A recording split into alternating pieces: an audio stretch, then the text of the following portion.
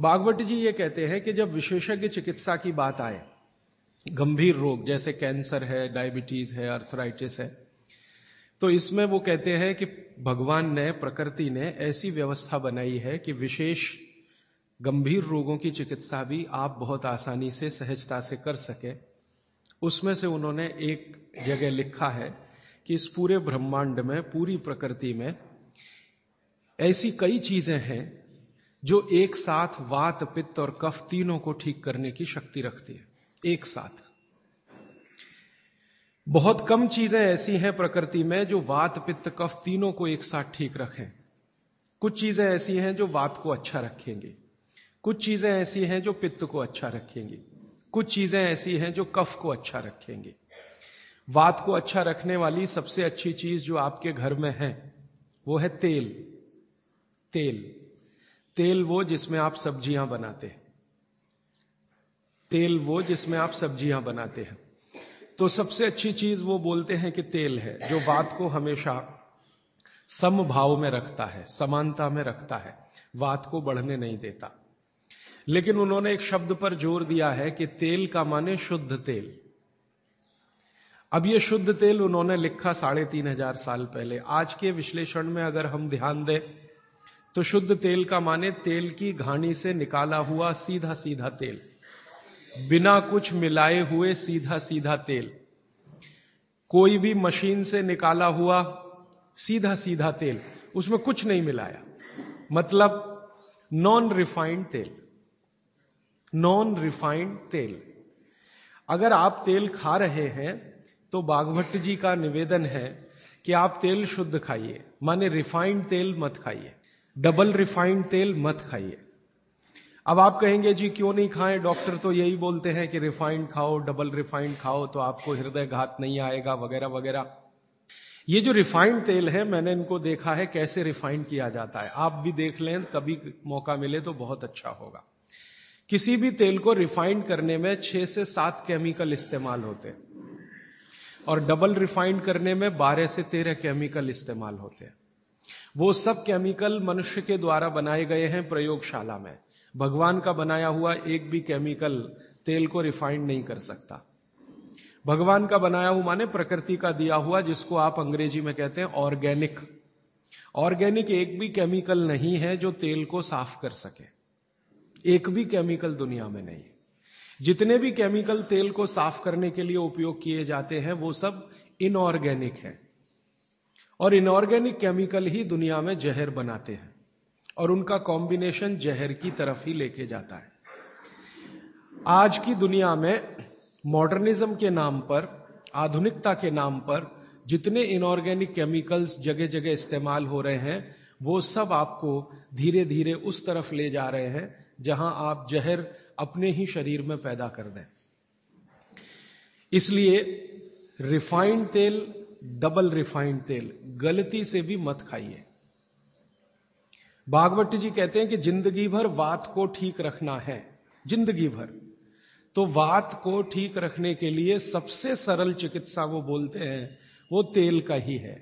वो कहते हैं शुद्ध तेल खाइए। शुद्ध तेल माने घानी से निकाला हुआ तेल। अब आपके मन में 2 प्रश्न आएंगे तुरंत कि शुद्ध तेल में तो बास बहुत आती है। हां, सीधा प्रश्न। दूसरा प्रश्न आएगा जी शुद्ध तेल बहुत चिपचिपा होता है, गाढ़ा होता है, चिपचिपा होता है और बास अलग से आती है। हम लोगों ने जब शुद्ध तेल पर भारत देश के कुछ वैज्ञानिकों की मदद से काम किया, एक तरह से कहें रिसर्च किया, तो पता चला कि तेल का जो चिपचिपापन है वो उसका सबसे महत्वपूर्ण घटक है। तेल में बहुत कुछ होता है, जैसे मैंने आपको पहले दिन बताया ना, मिट्टी में माइक्रो न्यूट्रिएंट्स हैं, कैल्शियम है, आयरन है, सिलिकॉन है, कोबाल्ट है, ऐसे तेल में भी है, हर चीज में है। तो तेल का जो सबसे महत्वपूर्ण हिस्सा है वो उसका चिपचिपापन ही है। और जैसे ही तेल में से ये चिपचिपापन निकाला तो पता चला वो तेल ही नहीं बचा। तेल जिस चीज के लिए खाया जाता है वो बचा ही नहीं, वो हिस्सा ही गायब हो गया। फिर हमने देखा कि तेल में जो बास आ रही है, बास, वो उसका प्रोटीन कंटेंट है। तेल में प्रोटीन बहुत है। जैसे आपने सुना है दालों में प्रोटीन होता है, दालों में प्रोटीन सबसे ज्यादा है, भगवान का, ईश्वर का दिया हुआ। दालों के बाद दूसरे नंबर पर जो प्रोटीन सबसे ज्यादा है वो तेलों में है। तो आप जो तेल में देख रहे हैं कि उसकी बास है, वो बास जो है ना, उसका ऑर्गेनिक कंटेंट है प्रोटीन के लिए। 4-5 तरह के प्रोटीन है सभी तेलों में। आप जैसे ही तेल की बास निकालेंगे, उसका प्रोटीन वाला घटक गायब हो जाता है। अब बास निकाल दिया तो प्रोटीन निकल गया, और चिपचिपापन निकाल दिया तो उसका जो फैटी एसिड है वो गायब। अब ये दोनों ही चीजें गायब हो गई तो तेल नहीं रहा, वो पानी है एक तरह से। इसलिए भागवत जी ने सूत्र लिखा कि जिंदगी भर वात की चिकित्सा अगर आपको करनी पड़ जाए तो बेहतर है कि आप शुद्ध तेल खाएं, तो वात की चिकित्सा ही ना करनी पड़े।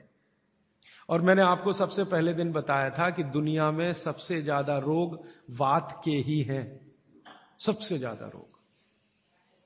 ये घुटने दुखना से लेकर कमर दुखना, हड्डियों में दर्द, ये वात के तो रोग है ही। सबसे खतरनाक वात का रोग है हार्ट अटैक, हृदयघात। सबसे खतरनाक बात का रोग है पैरालिसिस। सबसे खतरनाक बात का रोग है ब्रेन का डैमेज हो जाना। तो ये खराब से खराब जो रोग आपकी जिंदगी में है, इनमें वात के खत्म हो जाने की या वात के पूरी तरह से बिगड़ जाने की भूमिका सबसे बड़ी है। फिर मैंने देखना शुरू किया कि हिंदुस्तान में ये रिफाइंड तेल कब से आए। आज से 50 साल पहले तो कोई जानता नहीं था कि रिफाइंड तेल क्या होता है। ये पिछले 20-25 वर्षों में आए हैं रिफाइंड तेल। कुछ कंपनियां निकली इस देश में, कुछ विदेशों से आई, कुछ हिंदुस्तानी कंपनियां, दोनों ने मिलकर रिफाइंड तेल का चक्कर चलाया। रिफाइंड तेल बहुत अच्छा है, बहुत अच्छा है। अब ये बहुत अच्छा उन्होंने कहा, किसी ने माना नहीं, तो डॉक्टरों से कहलवाया, बहुत बड़े बड़े डॉक्टरों से कहलवाया। जो डॉक्टर अपने मरीजों को कहते हैं कि भैया तेल हमेशा रिफाइंड ही खाना, ये वाला तेल लाना, वो वाला तेल लाना, अलग अलग ब्रांड के है ना, सफोला ले आना, सनफ्लावर ले आना, ये ले आना, वो ले आना। इन डॉक्टरों के साथ मैंने जब वार्ताएं करना शुरू किया, खासकर बंबई के कुछ डॉक्टरों को जो हर समय ये प्रेस्क्रिप्शन के साथ कहना नहीं भूलते कि तेल सफोला का ही खाना या तेल ये ही खाना, तो मैंने कहा डॉक्टर साहब, सफोला से आपका क्या रिश्ता है जो आप हर मरीज को कहते हैं तेल सफोला का ही खाना? ये क्यों नहीं कहते तेल तिल का ही खाना? ये क्यों नहीं कहते तेल नारियल का ही खाना? ये क्यों नहीं कहते तेल मूंगफली का ही खाना? ये सफोला कहां से आ गया? हमारे यहां तो नारियल का तेल होता है, मूंगफली का तेल होता है, तिल का तेल होता है, सफोला का तेल ये हिंदुस्तान का। तो वो डॉक्टर तो नहीं बताते, लेकिन उनकी पत्नियां बताती हैं कि वो सफोला वाला आता है ना, तो डॉक्टर साहब को कभी रेफ्रिजरेटर दे जाता है, कभी टेलीविजन दे जाता है, कभी डॉक्टर साहब और मुझे मिला के नेपाल की यात्रा करा देता है, कभी हमारे बच्चों के साथ हमको अफ्रीका की सफारी दिखा देता है। तो ये है चक्कर सारा कि एक तरह से किकबैक डॉक्टर साहब को प्रत्यक्ष और परोक्ष रूप से मिल रही है। इसलिए डॉक्टर साहब बार बार कह रहे हैं कि सफोला का तेल खाना। अब ये सफोला का तेल हमने लेकर टेस्ट किया लेबोरेटरी में। सूरजमुखी का तेल जो अलग अलग ब्रांड का है वो टेस्ट किया लेबोरेटरी में। दिल्ली में all India institute of medical sciences के कई डॉक्टरों को इसमें इंटरेस्ट हुआ कि बात तो ये गहरी है, इस पे काम करके देखना चाहिए। तो वो डॉक्टरों ने जो कुछ भी निकाल के दिया है रिसर्च के रूप में, है तो बहुत मोटा हिस्सा, अगर बात करूं तो बहुत दिन बीत जाएंगे, उसका निष्कर्ष एक वाक्य में बता देता हूं कि तेल में जैसे ही आप बास को निकालेंगे और उसका चिपचिपापन हटाएंगे, वो तेल ही नहीं रहता, तेल के सारे महत्वपूर्ण घटक निकल जाते हैं। और डबल रिफाइंड में तो कुछ भी नहीं बचता। डबल रिफाइंड तो बिल्कुल छूछ है, कुछ है ही नहीं उसमें, और आप उसको खा रहे हैं। तो तेल के माध्यम से शरीर को जो कुछ चाहिए वो मिलता नहीं। आप बोलेंगे जी तेल के माध्यम से हमारे शरीर को क्या मिलता है? मैं बार बार एक शब्द पे आपको ध्यान लाया, HDL, हाई डेंसिटी लिपोप्रोटीन। ये तेलों में से ही आता है आपके शरीर में। वैसे तो ये लीवर में बनता है, लेकिन तेल खाएं तब, खाएंगे नहीं तो बनेगा नहीं है। तो शुद्ध तेल आप खाएं तो आपके लीवर की मदद से HDL आपके शरीर में बेहतरीन स्थिति में रहे। और ये HDL ही है जो आज की रिसर्च बताती है जो वात को कंट्रोल कर सकता है, HDL ही है।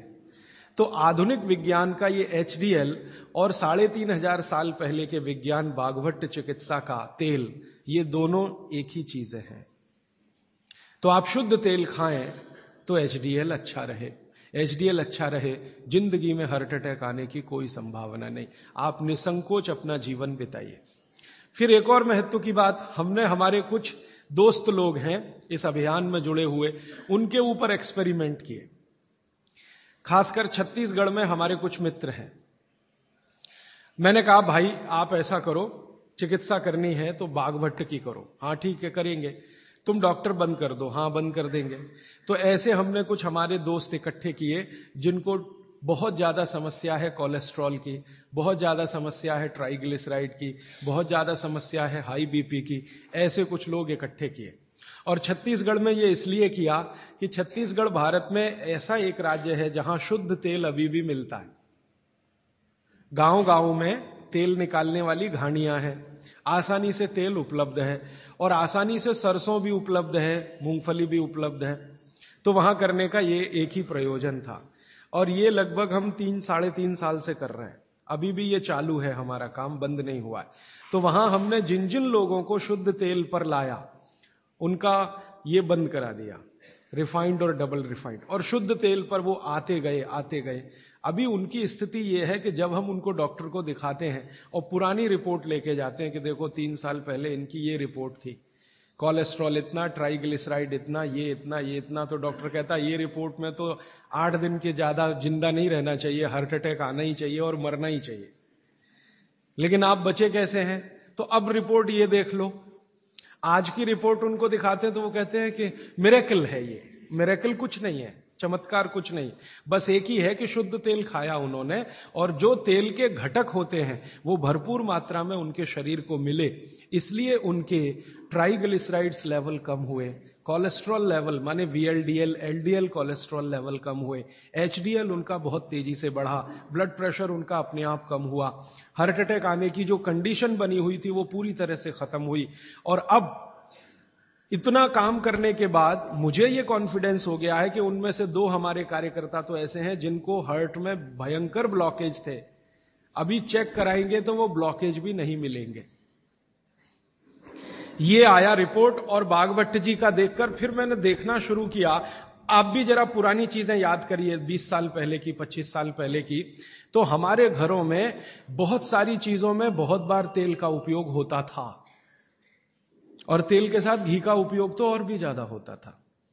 तेल और घी एक ही कैटेगरी मान लें आधुनिक विज्ञान के हिसाब से, वैसे आयुर्वेद के हिसाब से दोनों अलग कैटेगरी हैं, लेकिन 1 मिनट के लिए मान लें हम, कितने बार हम घी का उपयोग करते थे घरों में।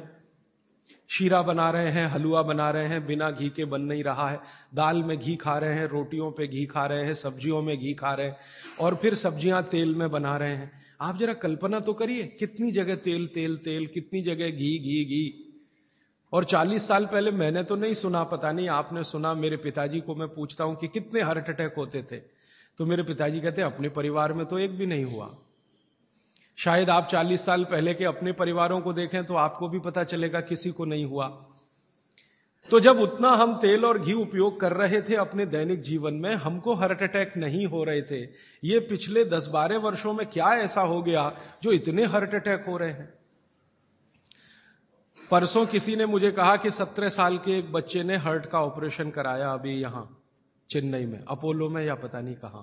अब 17 साल की उम्र में आपको बाईपास करवाना पड़े, एंजियोप्लास्टी करानी पड़े, ये तो दुखद स्थिति है। और ये दुखद स्थिति बहुत दिन समझने के बाद पैदा हुई है रिफाइंड तेलों से, डबल रिफाइंड तेलों से। तो बागभट्ट सूत्र के अनुसार आज मैं आपको विनती करता हूं कि जिंदगी भर वात की बीमारियों से अगर बचना है आपको, तो तेल शुद्ध खाइए, तेल एकदम शुद्ध खाइए। अब आपका तुरंत अगला प्रश्न आएगा, जी चेन्नई में मिलता नहीं, दुनिया में ऐसी कोई चीज नहीं है जो कहीं ना मिले। अर्थशास्त्र यह कहता है कि आप डिमांड खड़ी करो, हर चीज की सप्लाई होती है। जब रिफाइंड और डबल रिफाइंड तेल बिक सकता है तो शुद्ध तेल भी यहीं मिलेगा। आप जितने लोग यहां बैठे हैं, अगर आप ही आज संकल्प कर लें कि हम तो शुद्ध तेल ही खाएंगे, कल से देखना बहुत सारी यहां ऑयल मिलें लग जाएंगी, तेल निकालने वाली मिलें लग जाएंगी। और अब घानी लगाना बहुत ही आसान है। पहले एक जमाना था जब घानी लगाओ तो खर्चा बहुत होता था। अब तो 20-25 हजार रुपए की छोटी मशीन आती है और उसी मशीन में सब तरह के तेल निकल सकते हैं। अलग अलग मशीन भी लगाने की जरूरत नहीं। आप चाहें तो घानी भी लगा सकते हैं, वो तो 18-20 हजार की ही आती है, बैल से चलने वाली घानी। वो अब महंगी नहीं रह गई है और बहुत आसानी से तेल निकल आता है। तो इसलिए आप तेल शुद्ध की तरफ बढ़ जाइए। और मैं आपको जो रिसर्च कहती है वो कह रहा हूं कि जिस तेल में चिपचिपापन जितना ज्यादा होगा वो आपके लिए उतना ही उपयोगी है। जिस तेल में बास जितनी ज्यादा होगी वो उतनी ही उपयोगी है।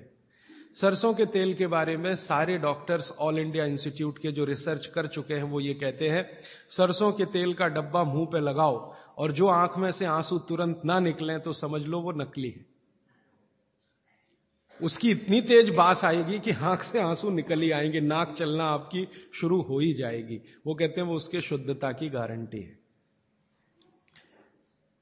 तो आप इसको अपने जीवन में ध्यान रखें। वात के रोगों को जीवन भर चिकित्सा करनी है तो तेल की मदद से ही सबसे ज्यादा उपयोगी है।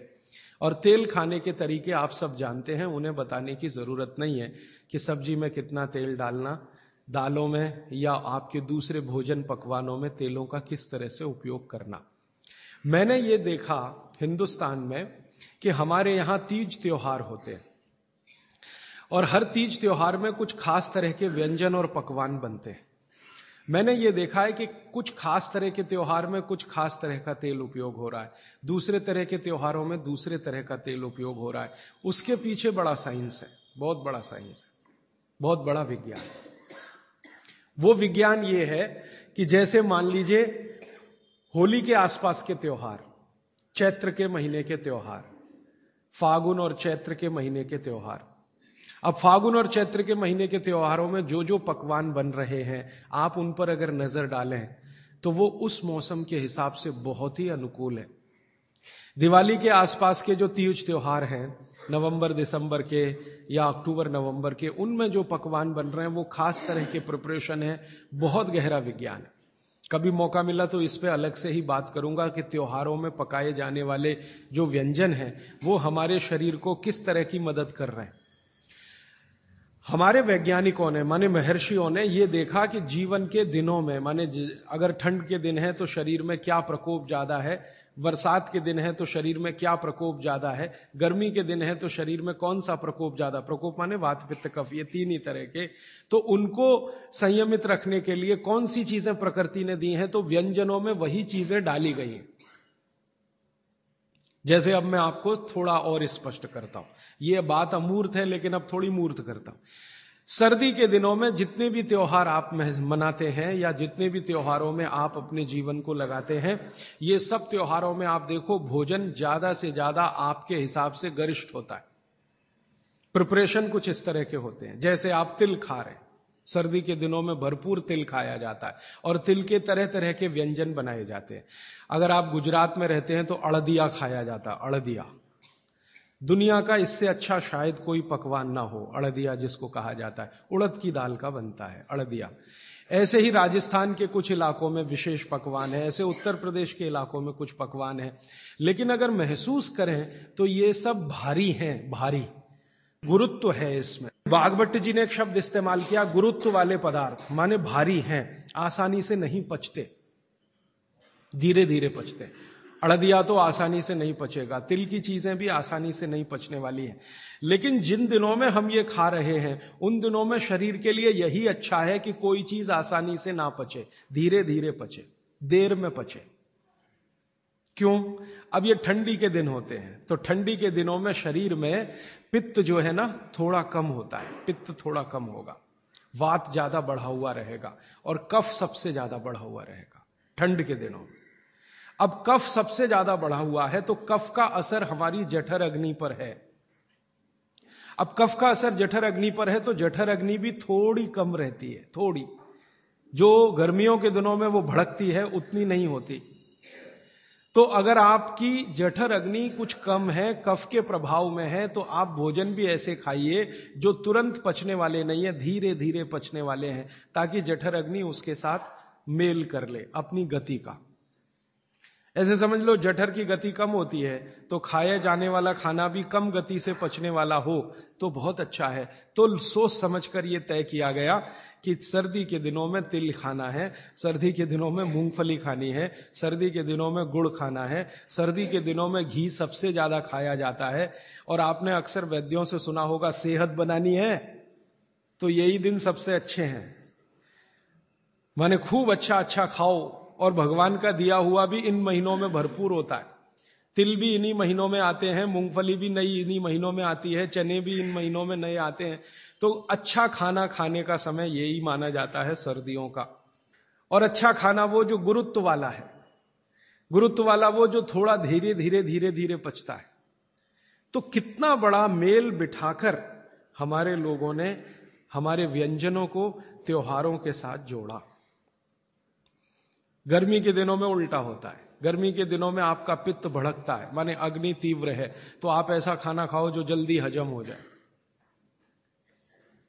बारिश के दिनों में सम रहता है, पित्त जो है बहुत ही कम होता है। तो बारिश के दिनों में यह कहा जाता है कि भैया सबसे हल्का खाना खाओ बारिश के दिनों में, क्योंकि पित्त उस समय सबसे कम है। और कई बार तो कहते हैं जी एक ही बार खा लो तो अच्छा है बारिश के दिनों में। और जैन समाज वाले तो जानते हैं कि बारिश के दिनों के खाने में बहुत रिस्ट्रिक्शन है। क्यों जी? ऐसा खाना तो आप खा ही नहीं सकते जिसमें पानी बहुत हो, क्योंकि शरीर में ही पानी बहुत होता है उस समय, प्रकृति के हिसाब से शरीर चलता है। तो बारिश के दिनों में अक्सर आपने सुना है जैन साधु संतों के मुंह से कि हरा पत्ती का सब्जी मत खाओ, हरा सब्जियां मत खाओ, ये वगैरह वगैरह। हरे पत्ती की सभी सब्जियां बहुत पानी भरी भरी, पानी शरीर में ही पहले से ज्यादा है क्योंकि बारिश में नमी ज्यादा है। तो आप ज्यादा पानी के शिकार होंगे। ज्यादा पानी भी अच्छा नहीं है, कम पानी भी अच्छा नहीं है। तो इसलिए साधु संत जो कहते हैं वो भी कुछ विज्ञान के आधार पर कहते हैं। बस अंतर इतना ही है कि हमारे दिमाग में क्यों इतना गहरा घुसा हुआ है कि जब तक क्यों एक्सप्लेन कोई नहीं करता हम ना उसकी बात सुनते हैं ना मानते। तो अपने देश में भागवत जी के अनुसार वात की चिकित्सा जिंदगी भर अच्छी रहे आपकी तो तेल शुद्ध खाइए, ये एक सूत्र। अब दूसरा सूत्र वो कहते हैं कि पित्त की चिकित्सा,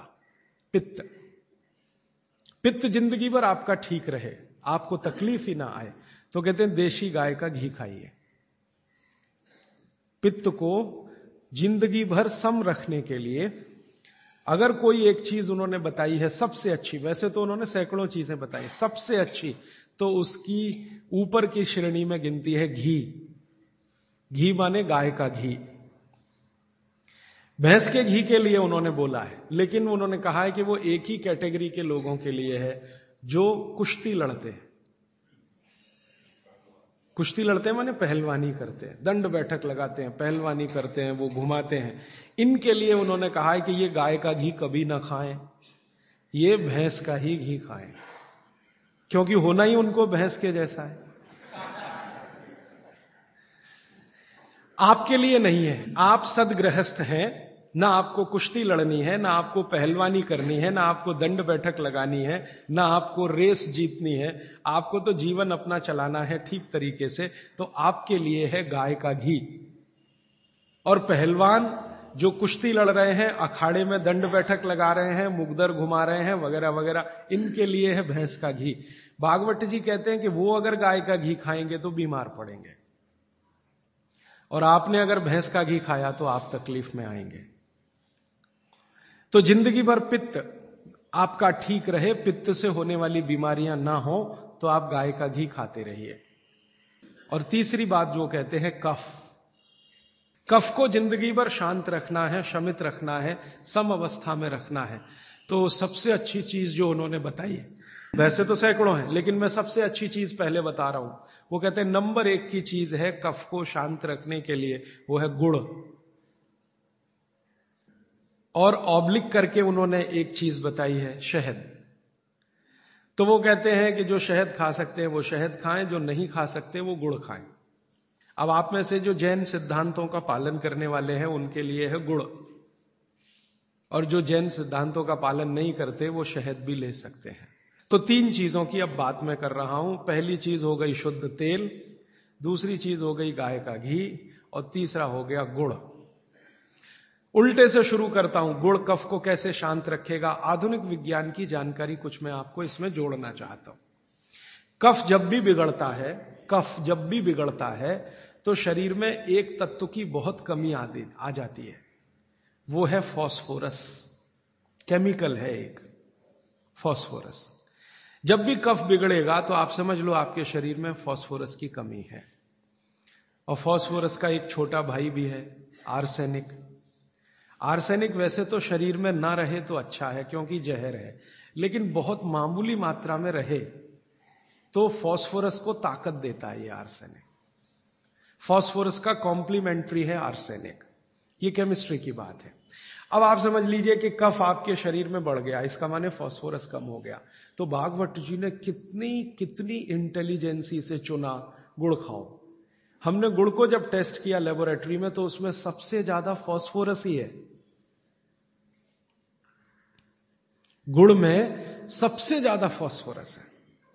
हालांकि उसमें थोड़ा मात्रा में आर्सेनिक भी है, लेकिन फास्फोरस उसमें सबसे ज्यादा मात्रा में है।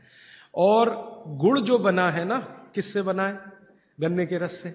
तो गन्ने के रस को टेस्ट किया तो पता चला गन्ने के रस में फास्फोरस है, लेकिन गन्ने के रस से ज्यादा गुड़ में है। गन्ने के रस में भी फास्फोरस है, लेकिन उससे ज्यादा गुड़ में है। तो क्या किया हमने? गन्ने के रस को गर्म किया। तो गर्म करने की जो प्रक्रिया है, इसमें फास्फोरस घटा नहीं, बढ़ा। यह पता नहीं क्या अद्भुत विज्ञान है। तो भागवत जी ने यह नहीं कहा कि गन्ने का रस पियो, उन्होंने कहा गुड़ खाओ। गन्ने के रस को भी वो कह सकते थे क्योंकि फास्फोरस उसमें है, लेकिन गन्ने के रस से ज्यादा बेहतरीन स्थिति का फास्फोरस गुड़ में है, जो सबसे जल्दी हजम होता है। यह गुड़ ऐसी अद्भुत चीज है जो 1 दिन के बच्चे को भी खिलाया जा सकता है। 1 दिन के बच्चे को, आज बच्चा पैदा हुआ, आप शाम को उसे गुड़ दे सकते हैं, आज ही दे सकते हैं। हाँ, तो आप जो है एक ऐसी स्थिति में है जहां आपके पास कई चीजें उपलब्ध हैं, उनमें से भागवती जी चुनकर दे रहे हैं कि देखो ये है। अब गुड़ बनाने के पहले एक और चीज बनती है जिसको मराठी में कहते हैं काकवी। तरल गुड़ कहिए उसको, तरल गुड़। राब कहते हैं कई लोग उसको, राब, राजस्थान में राब कहते हैं। वो ये कहते हैं कि गुड़ और राब में आपके पास अगर चॉइस है तो राब खाइए, वो गुड़ से भी ज्यादा अच्छी है। तो राब हमने बनवाई और उसको टेस्ट किया लेबोरेटरी में, तो गुड़ से बेहतरीन स्थिति का फास्फोरस राब में है।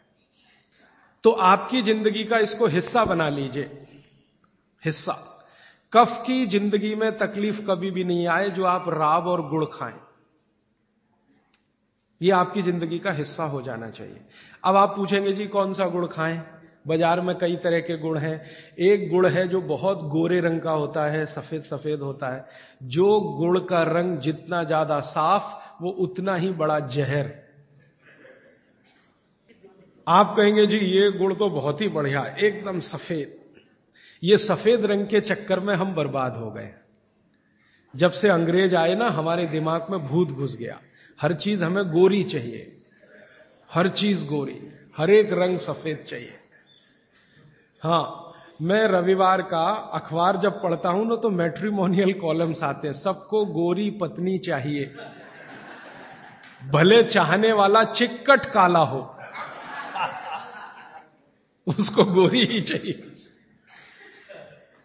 भागवत जी कहते हैं कि प्रकृति में, आप इसको ध्यान से सुनिए, प्रकृति में जिन चीजों का रंग जितना ज्यादा सफेद है वो उतनी ही आपके लिए अनुकूल नहीं है। इसको ध्यान से समझिए। प्रकृति में जिन चीजों का रंग जितना ज्यादा सफेद है वो आपके अनुकूल नहीं है। उदाहरण के लिए भैंस का दूध बहुत सफेद है, वो पहलवान के लिए है, आपके लिए नहीं है भैंस का दूध। और गाय का दूध एकदम पीला है, पीला, सफेद नहीं है गाय का दूध, वो अनुकूलता ज्यादा है। तो प्रकृति में गन्ना है ना, गन्ने का रस कभी भी सफेद नहीं होता, आपने तो देखा है ना अच्छे से। गन्ने का रस तो हरा हरा ही होता है, फिर ये सफेदी कहां से आई? मैं आपको बहुत विनम्रता पूर्वक कहता हूं, ये सफेदी आती है निरमा वॉशिंग पाउडर से, और ज्यादा सफेदी आती है एरियल से, प्रॉक्टर एंड गैम्बल का एरियल। और आपको अब मैं जो कहने जा रहा हूं वो आप कभी विश्वास करें या ना करें, लेकिन सच यही है कि गुड़ बनाने वाले आपका जो सफेदी का लालच है ना, सफेदी के प्रति आपका मोह, उसको ध्यान में रखते हुए इतना निरमा डालते हैं, इतना वॉशिंग पाउडर उसमें डालते हैं गन्ने के रस में, कि वो गुड़ का रंग ही बदल जाता है। तो ये सफेद गुड़, एकदम व्हाइट कलर का गुड़, ये तो बहुत ही खतरनाक है, बहुत ही खराब है। इसको तो गलती से भी छूइए मत। तो फिर आप कहेंगे जी गुड़ कौन सा अच्छा है? गुड़ का जो नेचुरल कलर है वो वही है जो चॉकलेट का होता है। चॉकलेट आपने देखी है, जिस रंग की चॉकलेट है रंग वही गुड़ का सबसे अच्छा। तो गुड़ खरीदते समय ध्यान रखिए, तांबई कलर का, जिसको हम कहते हैं तांबई कलर, कॉपर कलर का जो गुड़ है वो दुनिया का सबसे अच्छा गुड़ है। तो गुड़ जब लाएं खरीद कर खाने के लिए, तो दुकान वाले को बोल कर लाइए कि भाई हमको ये सफेद वाला नहीं चाहिए। तो कहेगा कौन सा चाहिए? तो वो जो काला काला सा, थोड़ा चॉकलेटी कलर का, गहरे लाल रंग का, वो दे दो। तो वो भी है उसके पास, वो अंदर रखता है, क्योंकि उसे मालूम है आप लेने वाले हैं नहीं उसे, तो वो अंदर रखता तो है। आप जब मांगोगे तो वो वही लेके आएगा। ये गुड़ जहां से भी बनकर आ रहा है वहां फिर संदेशा जाएगा, ये सफेद बंद कर दो, कोई मांग नहीं रहा, कोई ले नहीं रहा, सबको अब वही चाहिए। तो गुड़ की सप्लाई बदल जाएगी, ये गुड़ ही खाए। अब मैं जो और गहरी बात पे जा रहा हूं, बागभट्ट जी कहते हैं कि दुनिया में गुड़ के अतिरिक्त जो मिठाइयां हैं, गुड़ के अतिरिक्त, वो आपके लिए बहुत अच्छी नहीं है। अब गुड़ के अतिरिक्त मिठाई में जरा चले तो क्या है? चीनी। आज के समय में, बागभट्ट जी के समय चीनी नहीं थी, इसलिए उन्होंने उस पर कोई सूत्र नहीं लिखा, क्योंकि उन्हें कोई कल्पना भी नहीं थी कि चीनी बना लेगा आदमी। अब ये चीनी बहुत खराब है। चीनी और गुड़ का एक ही रॉ मटेरियल है, आप जानते हैं। गन्ने के रस में से ही चीनी बनती है और गन्ने के रस में से ही गुड़ बनता है। बस दो अलग अलग सभ्यताओं का इसमें फर्क है। एक है सभ्यता यूरोप और अमेरिका की, जहां से चीनी आई, और दूसरी सभ्यता है भारत की, जहां से गुड़ आया। एक ही रॉ मटेरियल है, एक ही रॉ मटेरियल है। चीनी बनाने के लिए भी गन्ने का रस ही लगता है, गुड़ बनाने के लिए भी गन्ने का रस ही लगता है। और थोड़ा सा आगे बढ़े कि एक ही रॉ मटेरियल है गेहूं का आटा, जिससे रोटी भी बनती है, पूड़ी भी बनती है, पराठा भी बनता है, उसी से पाव रोटी भी बनती है और डबल रोटी भी बनती है। ठीक है, सभ्यताओं का अंतर है, रॉ मटेरियल सेम है। गेहूं का आटा वो हिंदुस्तान में भी है, वो अमेरिका में भी है, वो कनाडा में भी है, वो भारत में भी है, लेकिन वो गेहूं के आटे से बनाते हैं पाव रोटी और डबल रोटी। हम गेहूं के आटे से बनाते हैं रोटी, पूड़ी या पराठा या आदि आदि बहुत सारी चीजें। अंतर क्या है जी? अंतर प्रोसेस का है, प्रक्रिया का अंतर है, प्रक्रिया का अंतर है। रॉ मटेरियल सेम है, एंड प्रोडक्ट भी सेम है, खाए जाने के लिए बन रहा है, लेकिन प्रक्रिया अलग अलग है। वो रोटी बनाएंगे तो पहले आटे को सड़ाएंगे, फर्मेंट करेंगे, और आटे को सड़ा सड़ा के पुराना पुराना कर करके फिर उसमें से पाव रोटी ही बनेगी। रोटी तो बन नहीं पाएगी, क्योंकि आटे के फर्मेंटेशन के बाद रोटी बनना मुश्किल होता है उसमें। और हम आटे को पानी में गूंदेंगे और तत्काल उसकी प्रक्रिया करके रोटी बना लेंगे। वो प्रक्रिया नहीं कर पाते, क्योंकि उनको कोई सिखाने वाला नहीं, कोई यूनिवर्सिटी नहीं, कोई कॉलेज नहीं। इसी तरह से उनके यहां शक्कर में होता है कि गन्ने के रस को, कई देशों में गन्ना उत्पन्न होता है, ब्राजील में, मैक्सिको में वगैरह वगैरह, तो वो गन्ने के रस को प्रोसेस करते करते चीनी बना लेते हैं। हम चीनी की तरफ नहीं गए, हमने गुड़ ही बनाया, क्योंकि चीनी बनते ही, अब आप ध्यान देना जो मैं कहने जा रहा हूं, चीनी बनते ही फास्फोरस खत्म होता है। चीनी बनते ही फास्फोरस खत्म होता है, और आपको चाहिए फास्फोरस कफ का शमन करने के लिए। अब वो है ही नहीं चीनी में, तो आप जो चीनी खा रहे हैं वो जिस उद्देश्य के लिए खा रहे हैं वो पूर्ति ही नहीं होती। और चीनी एक ऐसा केमिकल है, अगर मैं ब्लैक बोर्ड लेके चौक पे समझाना शुरू करूं तो समय थोड़ा ज्यादा लगेगा, लेकिन अंतिम बात आप जल्दी समझ जाएं। चीनी जब आपके शरीर में जाती है और ये टूटती है, हर चीज अंदर जाके टूटती है, माने पचती है। तो इसके सबसे अंत में जो बनता है वो एसिड है। और गुड़ जब शरीर में जाता है और टूटता है तो इसके सबसे अंत में जो बनता है वो क्षार है। अब मैंने आपसे थोड़े दिन पहले कहा था, पता नहीं याद है कि नहीं, पेट में हमेशा अम्ल है, ठीक है। अब पेट में तो अम्ल पहले से है ही, प्रकृति का दिया हुआ। आपने चीनी खाई, चीनी में से भी अम्ल ही निकला, तो अम्ल तो बढ़ गया ना जरूरत से ज्यादा। और ये बढ़ा हुआ अम्ल अगर पेट में आपके है तो ये खून में भी जाएगा, आप इसे रोक नहीं सकते, क्योंकि पेट में जो है वो खून में भी जाएगा। और खून में अम्ल बढ़ता ही गया। रोज आपने 1 चम्मच चीनी खाई, 2 चम्मच चीनी खाई, 3 चम्मच चीनी खाई, हर दिन उसमें से अम्ल निकल रहा है, और पेट का अम्ल भी उसमें जुड़ रहा है, फिर निकल रहा है, फिर जुड़ रहा है, फिर निकल रहा है। फिर 10 साल का हिसाब निकालो, 20 साल का निकालो, 30 साल का निकालो, आपका दिमाग घूम जाए। रोज का अगर 2 चम्मच चीनी का हिसाब जोड़ो, वैसे तो जो 2 चम्मच से ज्यादा ही रहती है एक आदमी की जिंदगी में चीनी। दूध में भी चीनी लेते हैं, चाय में भी चीनी लेते हैं, 2 चम्मच रोज की। 2 चम्मच माने हो गई लगभग 10 ग्राम के आसपास। तो 10 ग्राम चीनी रोज की, 1 साल में कितनी, 10 साल में कितनी, 30 साल में कितनी, 40 साल में कितनी, हिसाब निकालोगे ना तो मरते समय तक 1 बोरा चीनी तो कोई भी खा लेता है, 100 किलो तक। अब इतनी चीनी खा के जो एसिड बनेगा वो कहां जाएगा? बेचारा आपका किडनी जितना निकाल सकता है वो निकालने की कोशिश करेगा, लेकिन सब नहीं निकाल पाया, तो ये रक्त में ही रहेगा। और यही एसिड है जो वात के रोग आपको पैदा करेगा। तो इसलिए चीनी और गुड़ एक ही चीज में से बनने वाली 2 मीठी वस्तुएं हैं, लेकिन गुड़ में क्या है, गुड़ जब आप खाएंगे, फास्फोरस किसी भी चीज में रहे, क्षारपण ही रखता है वो उस चीज को, माने उसमें एल्केलाइन की प्रॉपर्टी ही रहती है। तो गुड़ कितना भी खाएंगे क्षार ही बनेगा, और वो क्षार पेट के अम्ल को बैलेंस करता रहेगा। तो पेट की अम्लता बढ़ने नहीं पाएगी, तो जिंदगी आपकी सुखद और निरोगी होती जाएगी।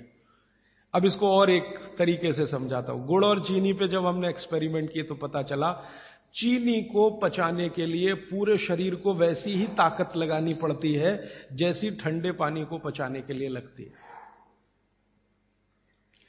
पूरा शरीर झुक जाता है तब चीनी जाके पचती है, और सबसे देर में पचती है।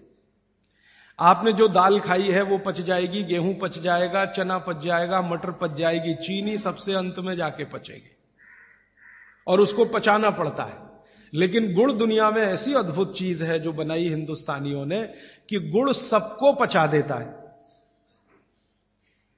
गुड़ तो सब चीज को पचा देता है, चीनी को पचाना पड़ता है। मेरी बात समझ में आ रही है आपको? गुड़ हर चीज को पचा देगा, खुद ताकत लगा देगा। आपने गुड़ के साथ कुछ भी खाया है वो सब चीजें गुड़ पचा देगा, लेकिन चीनी को पचने के लिए पूरी ताकत लगती है। तो चीनी जब पचेगी तो दूसरी चीजों को तकलीफ कर देती है। तो इसलिए बेहतरीन है कि गुड़ खाइए, जिंदगी भर कफ के रोग आपको नहीं आएंगे। फिर अंत में वही सवाल, मिलता नहीं जी, ये रोना बंद कर दीजिए। दुनिया में हर चीज मिलती है, जहर भी है, अमृत भी है, आपको क्या चाहिए? और आज की दुनिया है ना, आज की दुनिया माने आज का मार्केट, माने आज की इकोनॉमिक्स, वो बायर्स इकोनॉमिक्स है, कंज्यूमर्स इकोनॉमिक्स है। बायर्स मार्केट है, कंज्यूमर मार्केट है। माने जो ग्राहक मांग करेगा वही चीज बाजार में टिकेगी, ग्राहक मांग ही नहीं करेगा तो वो टिकने वाली ही नहीं है। तो आप मांग करना शुरू करो, जी गुड़ चाहिए, गुड़ चाहिए, गुड़ चाहिए, तो आप में से ही कई लोग खड़े हो जाएंगे, बोलो कितना चाहिए। मैं कोल्हापुर जाके आता हूं, गुड़ वाले से बात करके आता हूं, हमारा गुड़ जो है हमें सफेद नहीं चाहिए, हमें तो वो वाला गुड़ चाहिए जो काला का। कोई कहेगा मैं बिहार जाके आता हूं, गुड़ वाले से बात। जहां जहां गुड़ बनने के बड़े केंद्र हैं, बिहार बहुत बड़ा केंद्र है, गन्ना होता है, कर्नाटक में बहुत गन्ना है, महाराष्ट्र तो गन्ने का सबसे बड़ा केंद्र है हिंदुस्तान में। आपका महाराष्ट्र आपके बॉर्डर पे ही है, आंध्र प्रदेश में बहुत गन्ना है, तमिलनाडु में भी गन्ना है, कई इलाके तमिलनाडु में गन्ने के। जहां जहां गन्ना होता है वहां गुड़ बन सकता है। आप गुड़ बनाने वाले को बस संपर्क कर लीजिए कि देख भाई, तू इसमें वॉशिंग पाउडर मत डालना, तू इसमें वॉशिंग पाउडर मत डालना, लगे तो 2 रुपए किलो ज्यादा ले लेना। तो वो जो 2 रुपए किलो का लालच है वो ही उसको ईमानदार बना देगा। आप ले लो उससे। वो कहता है जी मेरा गुड़ 15 रुपए किलो, आपको मैं 17 रुपए किलो ले लूंगा, तुम इसमें ये जहर मत डालना। और वो 2 रुपए किलो आपने जो ज्यादा दिया वो जिंदगी के लिए कोई घटिया सौदा नहीं है, बहुत फायदे का सौदा है। तो गुड़ बनाने वाले इस देश में आज भी हजारों की लाखों की संख्या में है, गांव गांव में है। आप उनसे संपर्क कर लीजिए और कोई एक गुड़ का केंद्र ही शुरू कर दीजिए। आपके आपस में सब लोगों को, जितने कम से कम 500-700 लोग यहां बैठे हैं, इतने घरों के लिए गुड़ आ सकता है, जरूरत के हिसाब से आपको उपलब्ध हो सकता है। तो ये मत कहिए कि मिलता नहीं, हर चीज इस देश में मिलती है, छोटे छोटे गांवों में भी उपलब्ध है। कुछ लोग गुड़ खाइए, कुछ लोग काकवी खाइए, माने जिसको राब कहते हैं। जितना जाड़े का समय है ना, नवंबर दिसंबर जनवरी फरवरी तक राब भरपूर खा सकते हैं। दही में राब खाइए, दूध में राब खाइए, हलवा राब का बनाइए, गुड़ का हलवा बनाइए, गुड़ दही में खाइए, गुड़ दूध में खाइए। अब गुड़ को दूध और दही में खाने का नियम है, वो बागभट्ट जी कहते हैं। वो कहते हैं जी दही में मिला के गुड़ खाया जाए, दही में मिला के गुड़ खाइए, दूध में गुड़ कभी मत मिलाइए,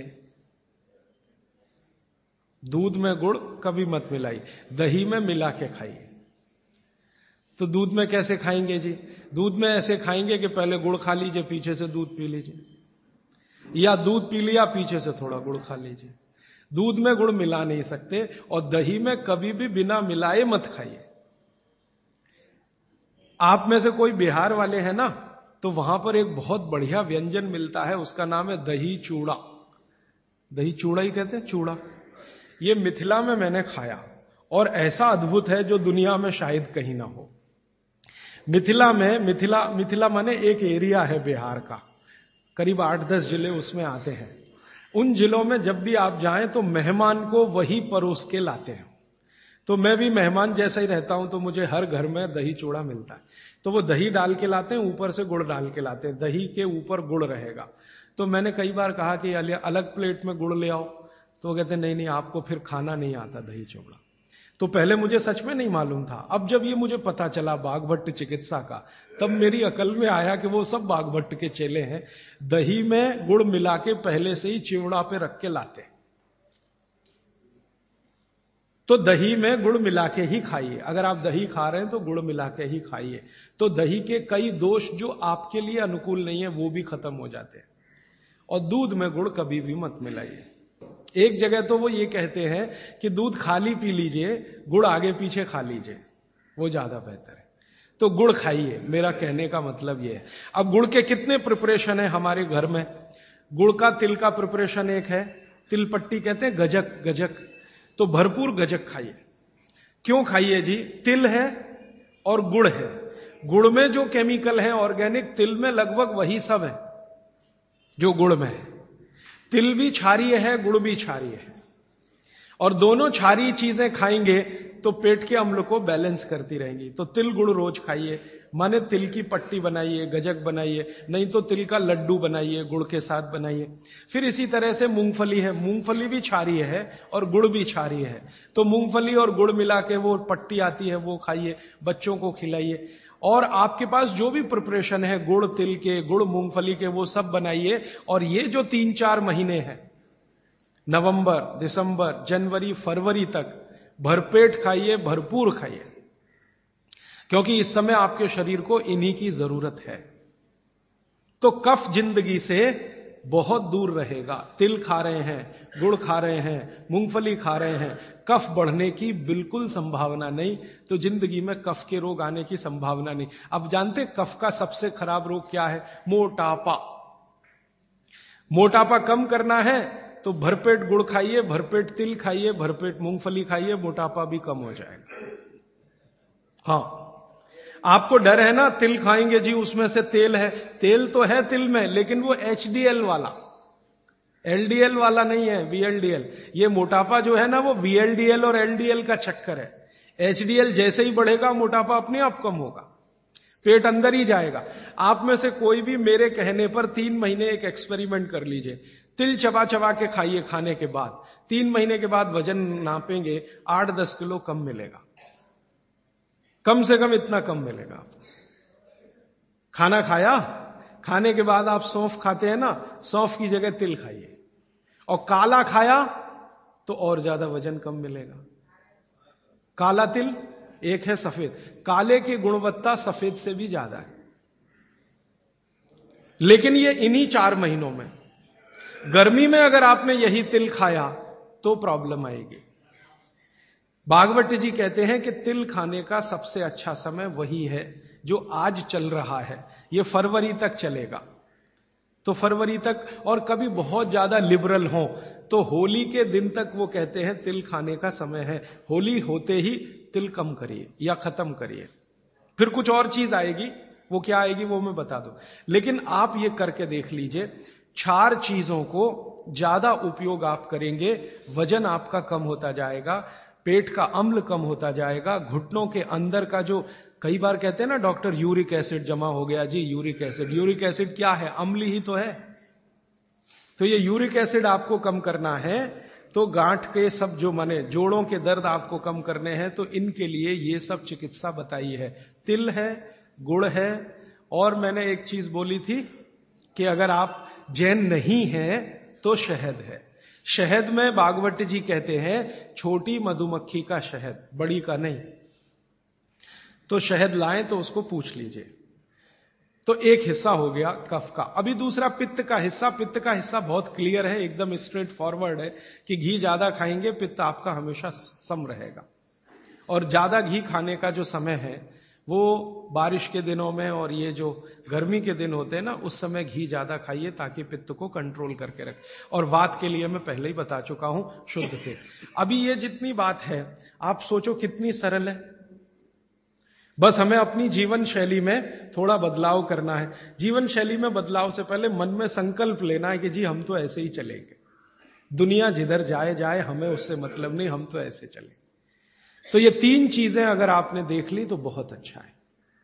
अब थोड़ा आगे चलें। अब और दूसरी चीजों पे मैं चलता हूं कि और कौन कौन सी चीजें हैं जो आपके आसपास हैं और आपके वात पित्त कफ तीनों को सम पे लाने में मदद कर सकती है। ये तीनों समभाग में रहें तो अच्छा होता है। और कौन कौन सी चीजें हैं?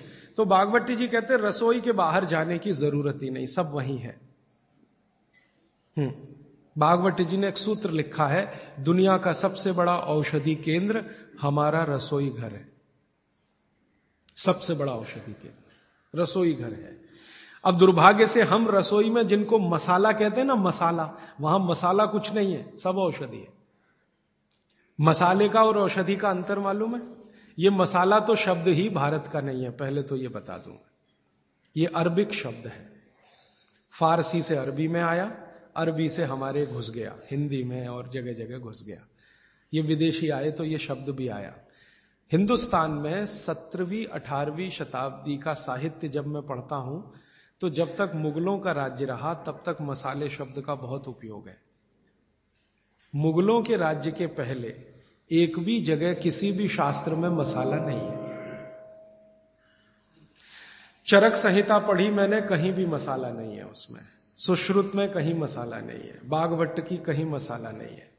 पुराने जितने लेखक हुए हैं ना 10वीं शताब्दी के पहले के, कहीं भी किसी ने मसाले शब्द का इस्तेमाल ही नहीं किया। हर जगह है तो औषधि है, औषधि औषधि, जीरा औषधि, धनिया औषधि, ये औषधि के रूप में है। तो इनकी जो प्रॉपर्टीज हैं रसोई घर की, औषधियों की, ये सब आपके चिकित्सा के लिए है। अब मुझे समझ में आता है कि हमारे पुराने जमाने की माताएं बहनें, जो हमारी दादी हैं, नानी हैं, उन्होंने अपनी अपनी बेटियों को जो कुछ सिखाया, सब्जी बनाना तो क्या क्या डालना, जीरा चाहिए, धनिया चाहिए, हींग चाहिए, मात्रा कितनी कितनी चाहिए, वो सब बड़े वैज्ञानिक और चिकित्सक लोग रहे होंगे। क्योंकि रोज हमारे शरीर में वात पित्त कफ की स्थिति सम और असम होती रहती है। आप जानते हैं सुबह जो है ना वात ज्यादा होता है शरीर में, सुबह सुबह, दोपहर को पित्त ज्यादा होता है, शाम को कफ ज्यादा होता है। तो ये पूरे 24 घंटे में ऊपर नीचे होता रहता है। तो 24 घंटे में जो वात पित्त कफ ऊपर नीचे होता रहता है, तो सब्जियों में उसी के हिसाब से औषधियां डाली जाती है। जैसे दोपहर की सब्जी बने, दोपहर की, तो मेरी दादी को मैंने देखा था कि दोपहर की सब्जी बनाएगी तो अजवाइन जरूर डालेगी उसमें, और वही सब्जी रात को बनाती थी तो अजवाइन नहीं डालती थी। तो एक दिन मैंने दादी से पूछा कि यही सब्जी दोपहर को मैंने खाई तो इसमें अजवाइन थी, शाम को खाई तो नहीं, क्यों? तो उसने उत्तर तो नहीं दिया। तो उसने कहा मेरी मां ने ऐसा सिखाया। बस बात खत्म हो गई। अब उस समय मैं भी मान लिया कि ठीक है उसकी मां ने सिखाया। अब जब मैंने काम शुरू किया ये चिकित्सा पर, तब मेरे समझ में आया कि अजवाइन जो है पित्तनाशक है। घी के बाद, देशी गाय के घी के बाद जो सबसे ज्यादा पित्तनाशक दूसरी कोई चीज है तो वो अजवाइन है। और दोपहर को पित्त भड़कता है, आप जानते हैं, और वो स्वाभाविक है क्योंकि खाना खाने के लिए पित्त भड़कना ही चाहिए। तो उस समय अजवाइन डाली जाती है सब्जी में, क्योंकि दोपहर को ही शरीर को अजवाइन की जरूरत होती है पित्त को सम पे लाने के लिए। तो भारत में ज्यादातर माताएं बहनें ये बात जानती हैं कि दोपहर की सब्जी में अजवाइन चाहिए। दोपहर का दही है ना, दही का मट्ठा, उसमें भी अजवाइन का बघार लगता है। दोपहर की जितनी भी चीजें हैं ज्यादातर अजवाइन ग्रस्त होती हैं या अजवाइन से बनती हैं, क्योंकि पित्त को सम पे रखना है। तो आप सोचो, जो लोग ये कर रहे हैं वो बिना कहे कितना बड़ा काम कर रहे हैं, हमने उसका वैल्यूएशन नहीं किया, ये हमारी मूर्खता। हमारे यहां तो एक बहुत बड़ा दुष्कर्म इस देश में हुआ है। अंग्रेजों के हम गुलाम हो गए तो सब कुछ हम भूल गए, अपनी चीजें। अंग्रेजों ने जो सिखाया वही हमें याद है। तो हम जीडीपी का कैलकुलेशन करते हैं अंग्रेजों के फॉर्मूले से। जीडीपी निकलता है इस देश का, ग्रॉस डोमेस्टिक प्रोडक्ट। तो मैंने बहुत बार इस देश के अर्थशास्त्रियों से पूछा कि जीडीपी में आप विचित्र विचित्र कैलकुलेशन करते हैं। जैसे भारत की पुलिस है, उस पर जो खर्चा हो रहा है वो जीडीपी का हिस्सा है। अगर चोरियां बढ़ी, डकैतियां बढ़ी तो पुलिस का खर्च बढ़ेगा तो जीडीपी बढ़ेगा। और प्रधानमंत्री छाती ठोक के कहेगा मेरे जमाने में जीडीपी 10% से ऊपर बढ़ गया। सो व्हाट, पुलिस का खर्च बढ़ गया, माने चोरियां बढ़ गई, डकैतियां बढ़ गई, अत्याचार बढ़ गए, अनाचार बढ़ गए, तो जीडीपी बढ़ गया, तो क्या बड़ी बात है। तो हमारे जो जीडीपी के कैलकुलेशन है बड़े विचित्र हैं। इसमें चोरी हो, डकैती हो, लूट मारी हो तो जीडीपी बढ़ेगा, लेकिन माताएं बहनें घर में जो करती रहती हैं वो जीडीपी में है ही नहीं, कैलकुलेशन ही नहीं है उसका। भारत सरकार कोई कैलकुलेशन नहीं करती कि किसी माँ ने 1 किलो पापड़ बना दिए तो जीडीपी बढ़ा कि नहीं, तो कहते हैं जी मालूम नहीं बढ़ा कि नहीं बढ़ा, क्योंकि कैलकुलेशन नहीं है। किसी माँ ने दाल की बड़ी बना दी 5 किलो दाल की, तो जीडीपी बढ़ा कि नहीं बढ़ा। आपका मन क्या कहता है, बुद्धि क्या कहती है, बढ़ा कि नहीं बढ़ा। किसी ने बड़ी बना दी, किसी ने पापड़ बना दिए, किसी ने कुछ बना दिया, किसी ने गोंद के लड्डू बना दिए, किसी ने मावे का कुछ बना दिया, तो जीडीपी तो बढ़ ही रहा है, लेकिन हम कैलकुलेट नहीं कर रहे हैं उसको, क्योंकि अंग्रेजों के यहां महिलाओं का किया हुआ काम महत्व का नहीं माना जाता। अंग्रेजों के यहां ये जो अंग्रेज जात है ना दुनिया में, ये महिलाओं के किए हुए काम को काम ही नहीं मानती। आपको मालूम है 2000 साल यूरोप में महिलाओं को पुरुषों से हमेशा कम वेतन मिलता रहा, और आज भी है ये कई देशों में। वो मानते ही नहीं कि इनका कोई काम है। क्यों? वो महिलाओं में आत्मा नहीं मानते। हां, यूरोप का सबसे बड़ा दार्शनिक है प्लेटो, वो कहता है कि स्त्रियों में आत्मा ही नहीं होती, आत्मा सिर्फ पुरुषों में होती है। तो स्त्री जो करे वो बेकार है, पुरुष जो करे वो ही अच्छा है। तो उनके यहां से ये कैलकुलेशन हमारे यहां आ गया कि स्त्री कुछ भी करे तो काम ही का नहीं। तो अंग्रेजों का 200-250 साल जो राज चल गया उसमें हम सब के दिमाग खत्म हो गए, सोचना विचारना बंद हो गया, तो हमने भी वही मान लिया। मैं अब इसको बदलना चाहता हूं, और मैं ये समझना चाहता हूं और समझाना चाहता हूं कि स्त्रियां जो कर रही हैं वो किसी डॉक्टर से कम नहीं है। बस अंतर इतना है कि डॉक्टर को आप फीस देकर उससे एडवाइस ले रहे हैं, हमारी दादी नानी फोकट में वही एडवाइस दे रही है, धनिया खाओ, जीरा खाओ और ये अजवाइन खाओ, आपके पेट की गैस खत्म हो जाएगी। और ये 3500 साल से वैसे का वैसा ही है, अजवाइन खाओ तो गैस खत्म होती ही है। कभी भी आप करके देख लो। आप में से किसी को भी बहुत गैस बनती हो, पेट में एसिडिटी की तकलीफ हो, आज से शुरू कर दो। आप खाना खाया तो उसमें ध्यान रखो अजवाइन ज्यादा रहे, दाल में, सब्जी में, वगैरह वगैरह। और अगर नहीं कर पा रहे हैं तो खाना खत्म करते ही थोड़ी अजवाइन खा लो। अजवाइन ज्यादा तकलीफ ना कर दे, उसका बैलेंस है काले नमक के साथ, तो थोड़ा अजवाइन और काला नमक मिला के हर खाने के बाद खा के देख लो। 3 दिन में ना आपकी गैस बंद हो तो आप जो कहो मैं हारने को तैयार। ये गारंटी मैं नहीं दे रहा हूं, ये गारंटी अजवाइन दे रही है, मेरी गारंटी नहीं है, अजवाइन की गारंटी है। तो वो कहते हैं भागवत जी कि पित्त को सम रखने के लिए हमारे रसोई में घी के बाद जो दूसरी चीज है वो है अजवाइन। अब तीसरी चीज पे आते हैं। पित्त को सम रखने के लिए अजवाइन के बाद जो तीसरी चीज अपने रसोई में है वो है जीरा। जीरा दो तरह का है, एक सफेद और एक काला, है ना। काला जीरा सफेद से भी अच्छा है। आप एक नियम ध्यान रख लो, मैंने आपसे कल कहा था, जिस चीज का रंग जितना गहरा वो उतनी ही अच्छी, भगवान की बनाई हुई, मनुष्य की नहीं। मनुष्य ने तो पेंट भी बना दिया है, बहुत गहरे रंग का है। भगवान की बनाई हुई हर चीज में ये नियम आप देखना कि भगवान की प्रकृति की बनाई जो चीज जितने गहरे रंग की है उसकी क्वालिटी उतनी ही अच्छी है। तो जीरा दो है, एक सफेद और एक काला।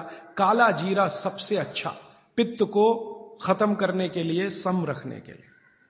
तो आपके रसोई में एक हो गया घी देशी गाय का, पित्त को खत्म करने।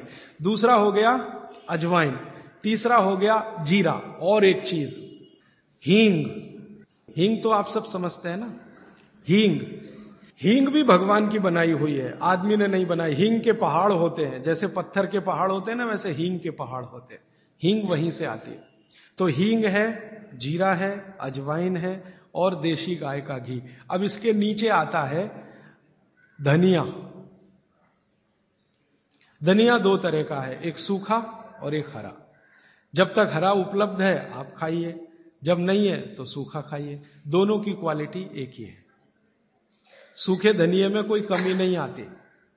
आपके मन में यह प्रश्न है ना, हरे पत्ते का धनिया में कुछ ज्यादा होगा, सूखे में कम, बिल्कुल नहीं है, दोनों में बराबर है। सूखने के बाद भी उसके गुणधर्म में कोई कमी नहीं। अब ऐसी पूरी लिस्ट है, मैंने तो आपको 5-7 बता दिया पित्त को कम करने के लिए क्या क्या। आपको पूरी लिस्ट है तो 108 है। 108 पित्त को खत्म करने के लिए रसोई में 108 चीजें हैं। वो पूरी लिस्ट देखनी है तो वो किताब है, आप ले लेना।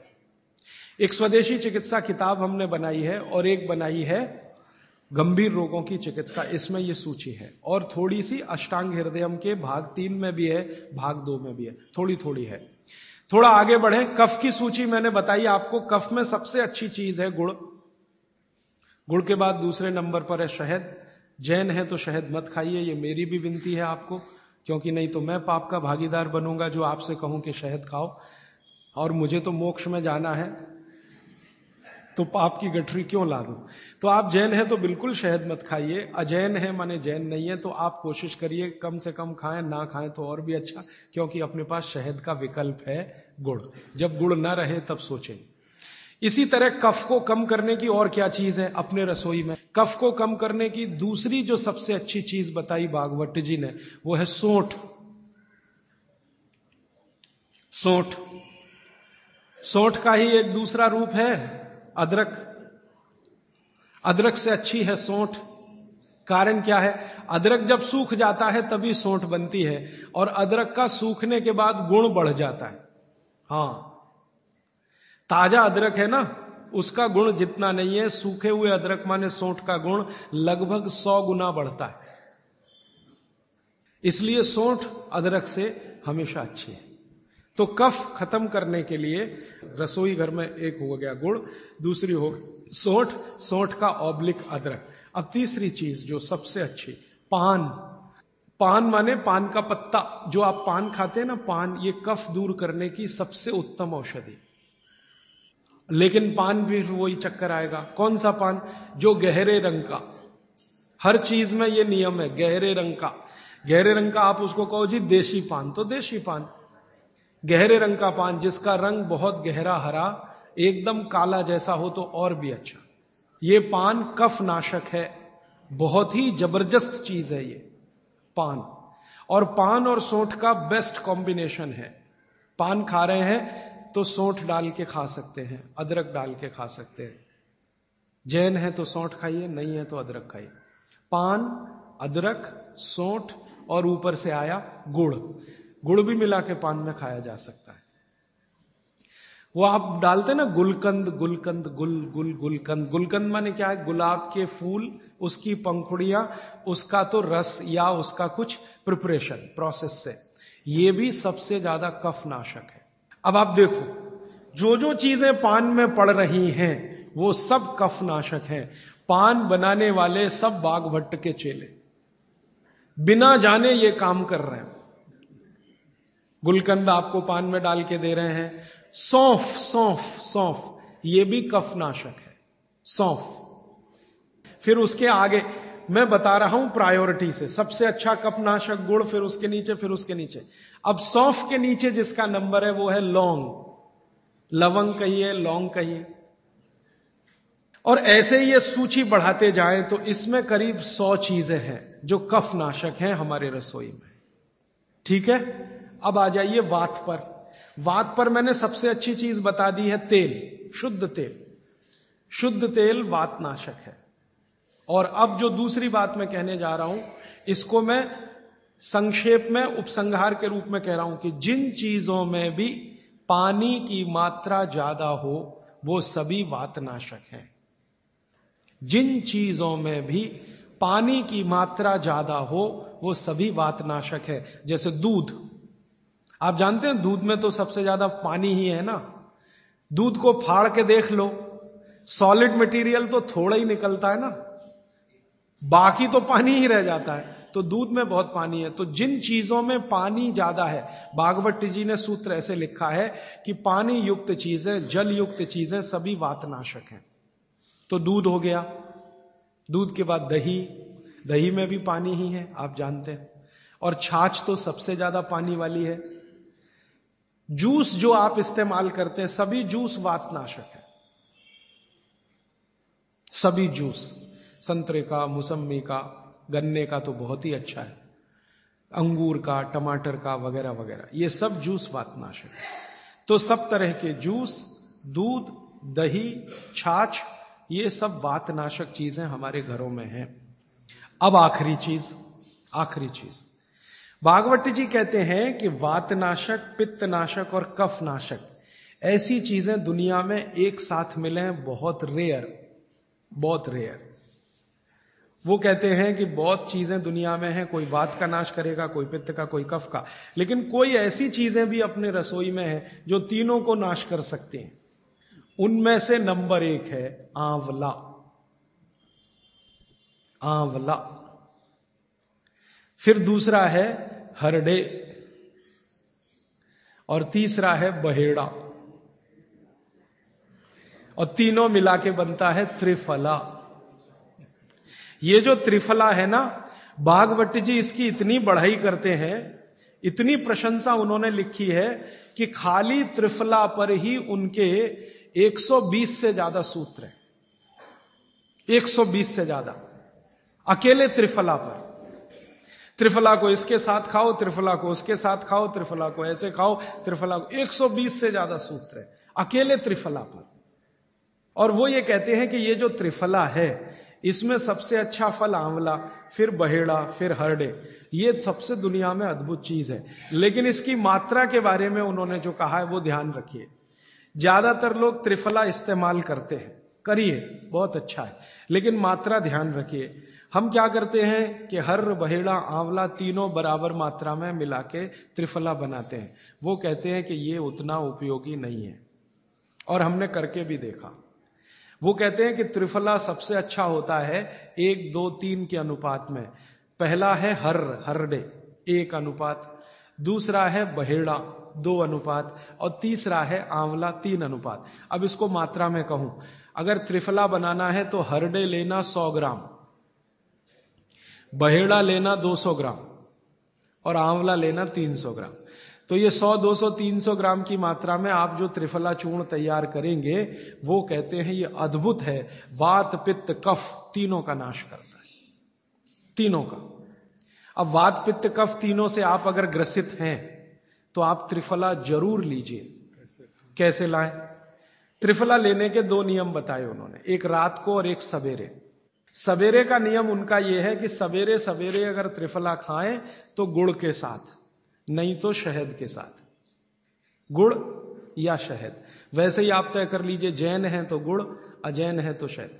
तो सवेरे का त्रिफला खाएं तो गुड़ या शहद के साथ, रात का त्रिफला खाएं तो दूध के साथ या गर्म पानी के साथ। त्रिफला तो एक ही है ना, सवेरे भी त्रिफला ही खा रहे हैं, रात को भी।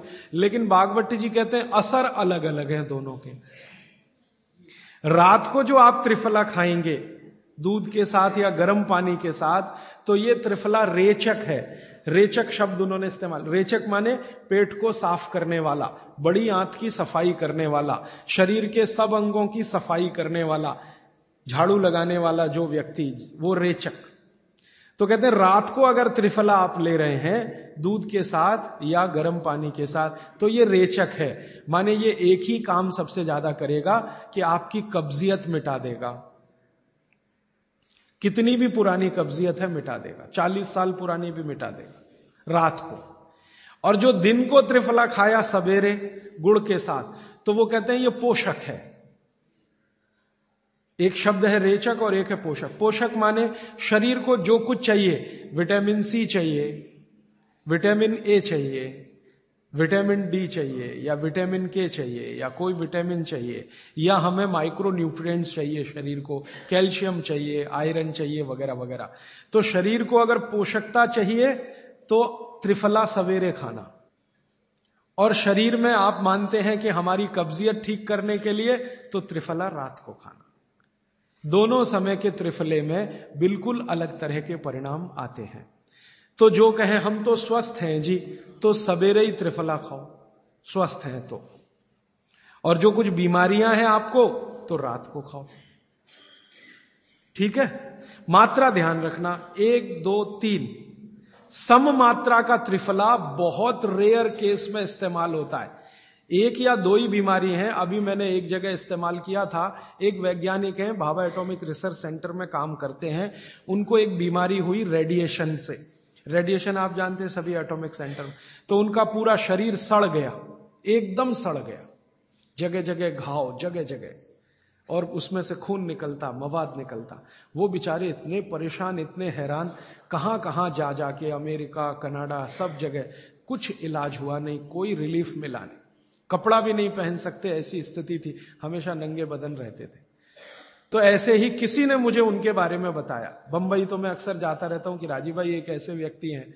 तो मैं उनको गया था मिलने और देखने, तो मैंने देखा सच में हालत बहुत खराब थी। तब मैंने उनसे कहा कि आप बहुत परेशान हैं। हाँ बहुत परेशान हूं, दवा सब काम लेके देख ली, कुछ उपयोग होता नहीं। मैंने कहा मैं होम्योपैथी दूं? उन्होंने कहा होम्योपैथी मैं नहीं लेना चाहता। तो मैं पूछा चलो आप फिर एक काम करो, त्रिफला चूर्ण खाओ बस, और कुछ मत करो। तो उन्होंने त्रिफला चूर्ण शुरू किया। ये मैंने बताया 1 2 3 शुरू किया। 3-4 महीने में रिजल्ट बहुत थोड़ा आया, थोड़ा आया। फिर मैंने कहा मात्रा बदल के देखते हैं। फिर उनकी सम मात्रा की मैंने, बराबर जितनी मात्रा आंवला, बराबर उतनी मात्रा बहेड़ा, बराबर उतनी हरडे। अभी स्थिति यह है कि वो बिल्कुल ठीक है। 1-1.25 साल उनको हुआ त्रिफला खाते खाते, बिल्कुल ठीक है, और पहले से ज्यादा प्रफुल्लित है, पहले से ज्यादा एनर्जेटिक है। जब आंवले में हरडा, बहेड़ा और आंवले को 1 2 3 के अनुपात में हम रखते हैं, तो आंवला ज्यादा है। आप निश्चित रूप से देखें 3 मात्रा है, आंवला ज्यादा है। आंवला माने विटामिन सी का भंडार, आंवला माने कैल्शियम का भंडार, आंवला माने ये, आंवला माने वो। तो अब जब बीमारी उनको रेडिएशन की थी, तो ऑलरेडी उनके शरीर का विटामिन सी बढ़ा हुआ है, क्योंकि रेडिएशन से वो एक्स्ट्रा होता है।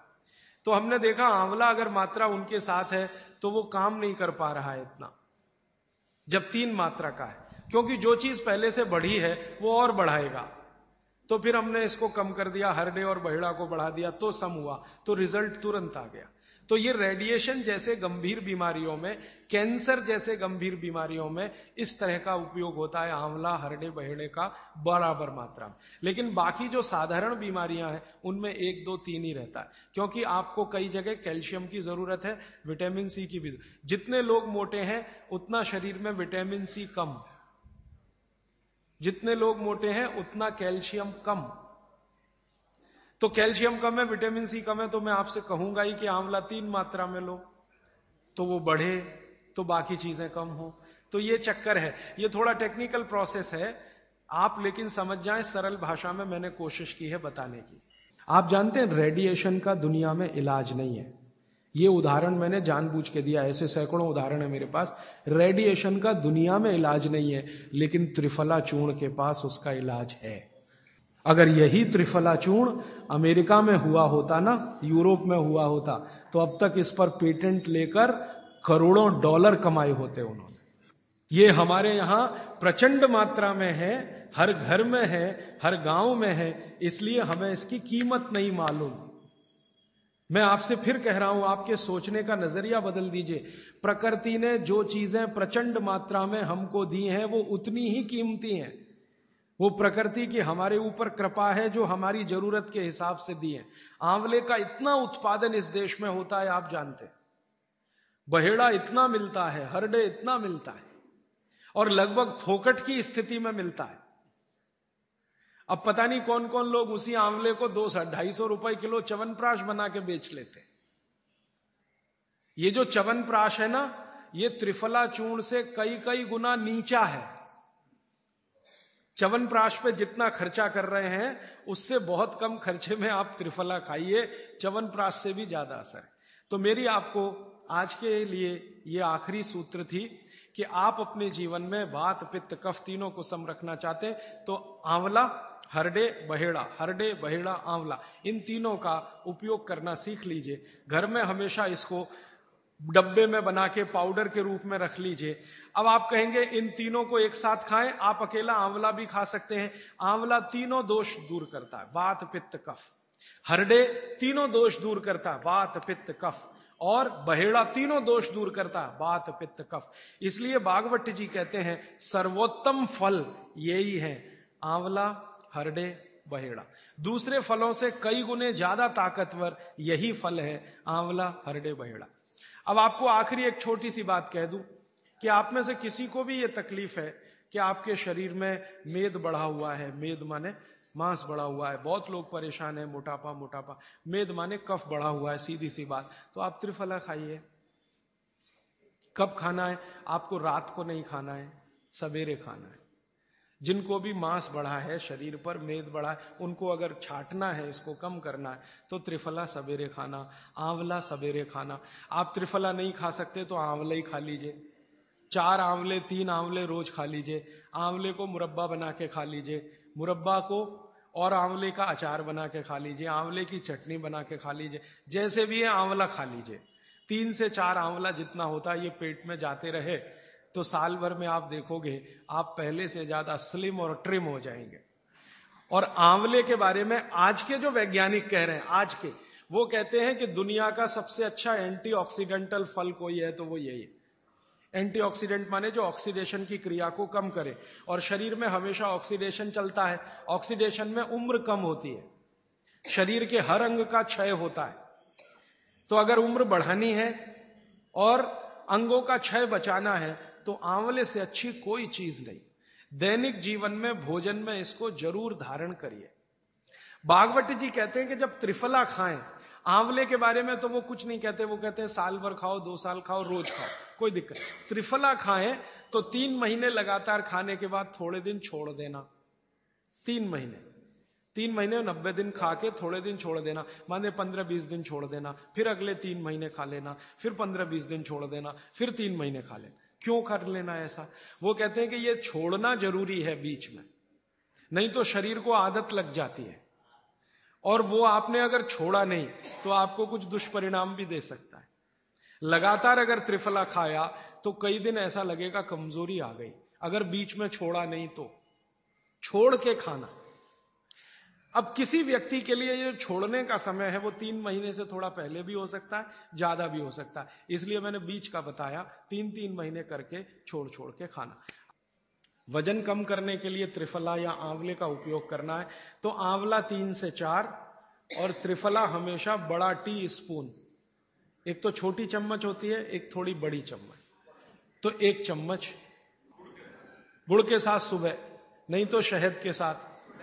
और जिनको रेचक के रूप में उपयोग करना, पेट साफ करने के लिए, आंतों की सफाई करने के लिए, वो रात को खाएं। रात को भी आंवला लगभग 1 चम्मच, लेकिन छोटी चम्मच। गुड़ के साथ कैसे मिलाएं? आंवले का चूर्ण आपके पास है, थोड़ा गुड़ ले लो, चूर्ण और गुड़ को ऐसे हाथ से मसल दो, वो लड्डू जैसा हो जाएगा, गुड़ उसको अपने में समा लेगा, फिर गुड़ खा लो। पीछे से थोड़ा दूध पी लो। मैंने आपको कहा था कि भागवत जी कहते हैं कि दूध एक ही चीज के साथ पिया जा सकता है, वो है आंवला। एक ही बार के लिए नियम है, सुबह ही सुबह आपके लिए सबसे अच्छा है। मेरी आपको एक विनती है, बाजार का त्रिफला चूर्ण लाने से अच्छा है बाजार से आंवला लाना, बहेड़ा लाना, हरडे लाना, कूट पीस के अपने घर में बनाना। क्योंकि बाजार में कई बार बहुत सारी चीजें हैं जो कॉमर्शलाइज हो चुकी हैं और उनके असर अगर कम हुए तो आप भागवत को गाली देंगे। इसलिए रॉ मटेरियल लाके घर में तैयार करना, कूट पीस के। गुड़ आप डायबिटीज में खाइए, भरपेट आंवले के साथ खाइए, त्रिफला के साथ खाइए, कोई तकलीफ नहीं। शुगर ना खाएं। आप भगवान की दी गई जो शक्कर है, ईश्वर की दी गई शक्कर है, जूस में है, फल में है, वो आपको शायद मालूम है या नहीं। शक्कर जो है ना, शुगर, इसके कई रूप हैं। एक है ग्लूकोज, एक है सुक्रोज, एक है फ्रक्टोज। तो ये जो फल वगैरह की शक्कर है, ये फ्रक्टोज फॉर्म की ज्यादा होती है और ये आसानी से डाइजेस्ट होती है। गुड़ की भी उसी कैटेगरी में आती है। तो आप चीनी मत खाइए, गुड़ खा सकते हैं, शहद खा सकते हैं, फल खा सकते हैं। मीठे कोई भी फल खाने में तकलीफ नहीं है, बशर्ते कि त्रिफला खाते रहें, थोड़ा त्रिफला लेते। जिनको भी डायबिटीज है वो भी त्रिफला का सेवन करें, क्योंकि डायबिटीज मैंने कहा ना वात का रोग है, तो वात कम करेगा। त्रिफला में तीनों चीज हैं जो वात नाशक हैं, आंवला, हरडा, बहेड़ा। मैं अब थोड़ा बता ही दूं, बवासीर अगर किसी को है, ठीक करने के लिए त्रिफला लेना चाहते हैं तो रात को लें।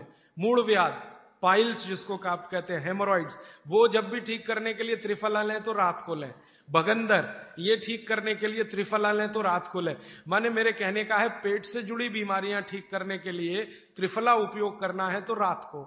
चम्मच एक छोटी, दूध के साथ या गर्म पानी के साथ। और अगर आपको मांस कम करना है, कफ नाशक बीमारियां, कफ से जुड़ी हुई